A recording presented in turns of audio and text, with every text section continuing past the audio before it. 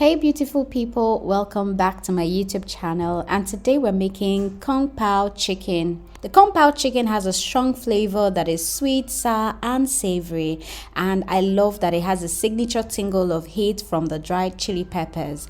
Let me show you how I make this Kung Pao chicken takeout style. Now let's go. First thing, get your cubed chicken or any shape that you want, then season it with soy sauce, Marinade, which is Chinese cooking wine, some baking soda, some corn flour or cornstarch, then add in some oil to lock in the flavor. Next up, massage this gently until it is well combined, just like so. Set this aside to marinate for 15 to 30 minutes. Now into a jar, let's make the sauce. Add cornstarch or corn flour with sugar, ginger and garlic, apple cider vinegar or rice wine vinegar, water, Marinade, light soy sauce, and dark soy sauce. Then finally, you can use chili flakes, but because I have a Nigerian palate, I am using Scotch bonnet peppers that I have chopped up. Next up, stir this to combine. Once this is combined, set this aside. Now let's get into the proper cooking. Into a pan, add some vegetable oil, then introduce the seasoned chicken. You can do this in 2 or 3 batches so as not to overcrowd the pan.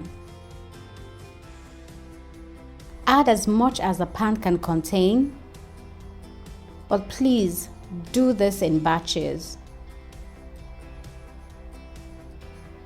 Cook the chicken for 1 to 2 minutes per side. My personal preference is to slightly brown my chicken, but however, just feel free to cook your chicken however it is that you want. I love to see color in my chicken.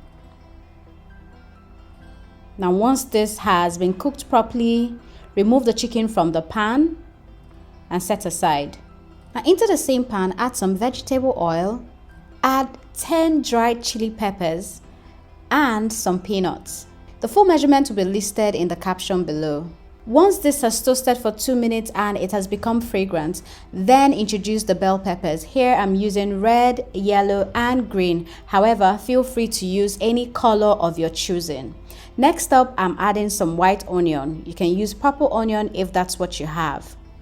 Now, I cut my vegetables this way because I cut my chicken in cubes. Now, if you're going to cut your chicken in strips, feel free to cut your vegetables in strips. Stir this and cook for about 1 minute to 2. Next up, introduce the chicken. The most important thing about stir fry is to understand that stir fries are really quick. They are done in 6 minutes. So ensure that all your ingredients are prepped and ready to go. Now once this is stirred and combined, it's time to introduce the sauce that we made earlier. Personally, I like to just whisk it a little bit more just to make sure that there is nothing sitting at the bottom. Then the trick is that I like to drizzle it on the side of the pan so that it all just sips to the middle. I don't know if that makes sense. So next up, stir this to combine, mix it thoroughly. Now I like to mix the sauce separately and then add as much water as I need. Kung Pao chicken, it has such a strong flavor that a little goes a long way. You really don't need a lot of liquid.